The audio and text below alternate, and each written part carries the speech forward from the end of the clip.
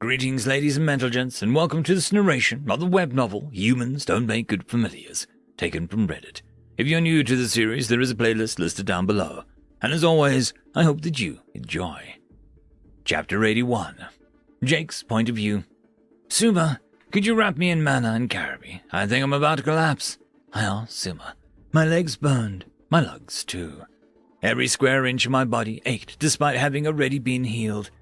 I'm sorry, Jake, but the rules strictly forbid that, and I don't think I could anyway. You're quite heavy. I sighed and trudged onward. Eventually, we made it to the gate, and I collapsed as soon as I crossed it. Finally, I said, relieved and lying motionless on the floor. All I wanted to do was sleep. To me, in that moment, nothing else mattered. Good job, recruits, said a voice from behind us. I ignored it, and I barely heard anything else it said. I think I passed out, if I'm being honest. I woke up later on the floor of my kitchen, freezing cold and with a throbbing headache from hunger. I groaned and moaned as I forced myself up and grabbed a sleeve of crisps, crackers, and bottled vitamin water from my pantry. While this was the first time I had used those healing runes, it wasn't the first time I'd experienced a post-healing hangover. I looked at my kitchen timer and did some quick mental math. 12 hours had passed since Suma summoned me. I figured I spent about 4 hours doing the course, so I had probably gotten about 8 hours of sleep after she sent me home. That's a lot shorter than normal, I said to myself after downing the entire bottle of water in less than 15 seconds.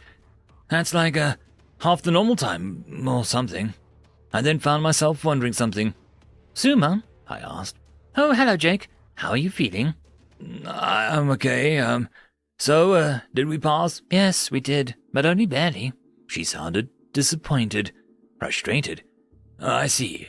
Well, what happened to that snake familiar? Nothing, since it didn't technically do anything but follow you. It didn't break any rules. I confronted Lbry, but I had no proof that he had any ill intentions, so nothing can be done yet, she explained. Jake, there is one more thing. Bad news? I asked. That, depends on you. What do you mean? The instructor has ordered that you start attending the attack mage training sessions to improve your magic. It starts in 2 hours. Oh, okay.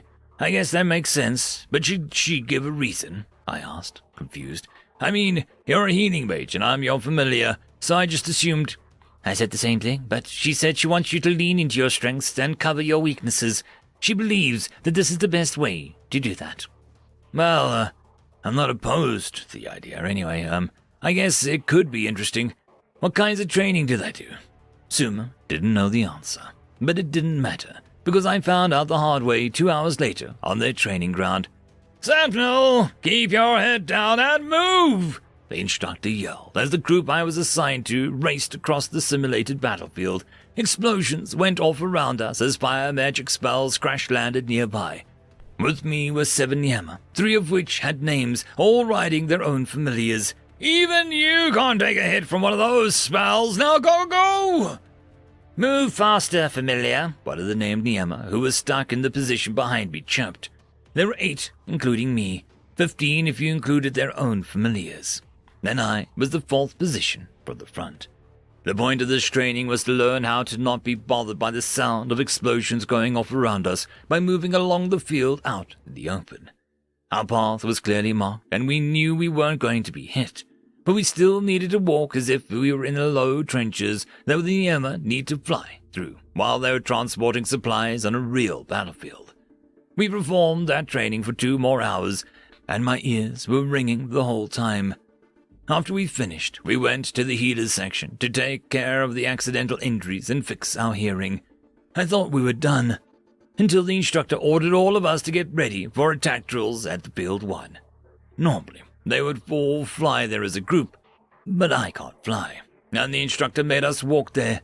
Well, I walked. They rode on their familiars. Once we finally arrived for the drill, the instructor explained how it would work. There are 3 rules. Always aim your spells at the field, never at your squad. You will shoot at the target until you hit 3 consecutive times. Finally, if you run out of mana, you do high dives while the rest of your squadron eats lunch. We went 2 at a time. First was the Niema called Albo, and another nameless Niema. Aldo and the other left their perches and landed on the two a few meters away from the group. The first to finish was the nameless Niema, but Aldo wasn't too far behind him. As soon as one finished the task, another took his place, regardless of whether that one had finished. I figured that this was the way to let people study each other's techniques, or maybe as a safety precaution. But I didn't really know. Each Niema's attacks were different. The first used flame attack, similar to the attack Suma used against the Drake to save me. The second used icicles to impale, and the third used lightning attack. The fourth attacked by lifting rocks and dirt and then crushing the target. The fifth and sixth were named Niema called Temu and Lekep, who used water and wind respectively. Then finally, it was number 7 and me. As I stepped up to the perch the others were using, the instructor said, "I was told that you have tactical scales magic, Sentinel. Is that true?" "Yes, sir, but I'm still a bit unfamiliar with the way spells are ranked. I was told that one of my spells was tactical grade." "Show us," he ordered. "I thought I wasn't allowed to use magic that powerful in training." "That was for healers. This is attack magic. If you have the ability, then do it. If not, then do your next best." End of chapter. Chapter 82. Jake's point of view. As I stepped up to the perch the others were using, the instructor said, "I was told you have tactical magic, Sentinel. Is that true?" "Yes, sir, but I'm still a bit unfamiliar with the way spells are ranked. I was told that one of my spells was tactical grade." "Show us," he ordered. "I thought I wasn't allowed to use magic that powerful in training." "That was for healers. This is attack magic. If you have the ability, then do it. If not, then do your next best." "Yes, sir," I said and reached into my backpack to pull out steel ball bearings. Just like last time, I started by envisioning the target becoming magnetized and drawing the ball bearing closer as they approached. Then I created a magical rail system along the path I wanted the ball to flow. The ball would be pulled along by electromagnetism through the air and suspended with my mana. While the spell was pulling the balls along with magnetism, it would also be generating reverse polarity behind the ball, driving it forward. "Railgun!" I activated the spell, and a thunderous crack roared through the air, reducing the target to debris. The whole process felt like it went by faster than the last time, probably because I'd done it before. "That's..." the instructor yelled, but then stopped and began speaking more normally again. "Ah! That is an impressive spell, Sentinel, but it's too slow for normal combat. Do you have anything faster?" Well, sir, normally I would use my weapons, but at this distance, I don't know," I tried to say, but was cut off. "You can't solely rely on a single ranged attack spell, especially one that needs external components like those metal balls. I want you to try another attack, one that only uses your own magic."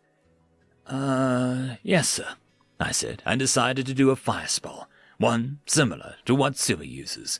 I'd done more research on fire after that happened in the cave as a way to improve my spell, so I'd been looking for an excuse to use one anyway.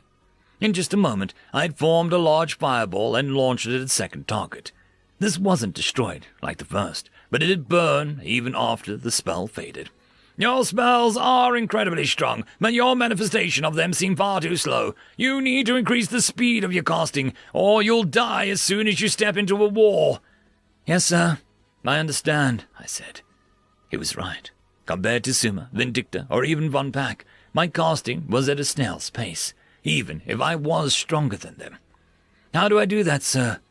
"Get faster, I mean." "The only real way is training, hard and often, but you could also try find ways of quickening your image when building a spell. We call it association training. You have to force a connection between what you want and how it happens. Tell me, what do you do to create fire?" he asked. "I guess I start by imagining a flame, then picturing what causes the flame to burn and why," I said. "So you create more powerful spells as a result of this image, but you're already strong. You could forego the precision of the image and still manage to form a formidable spell." "Then I shouldn't be worried about spell strength?" I asked. "I'm not saying that. I'm saying that you shouldn't worry about spell precision. You're plenty strong as you are, and having a more precise spell will increase their power. But for you, that may not be an issue you should worry about." "Okay." I think I understand, I said. Good, then take your last attempt and we will restart from the beginning. I turned back to the targets and did another fire attack. This time, however, I focused on speed instead of perfection or power. Fireball! I shouted. In less than a second, I conjured and launched an attack and hit the target dead center. But there was something different this time. Instead of doing what I would normally do and pull the heat and energy from the environment to create the flames, I just used my pure mana, which had an unusual result. For starters, it wasn't as large, maybe only 2/3 my normal size, but it was also hotter, and a different color. Purple flames, one of the recruits behind me said, stunned. End of chapter. The algorithm reckons you should be watching this video next, and I recommend that you should be always watching my video. So, click with energy! And yes, clicking that does help the channel. Thank you very much. I would just like to give a quick thanks to the T5 channel members and patrons, Alithia, Parky, Feudic Meridian117, Cam Maxwell, Casper Arnholtz, Angry Marine, Lord Azrakal, and White Van 420.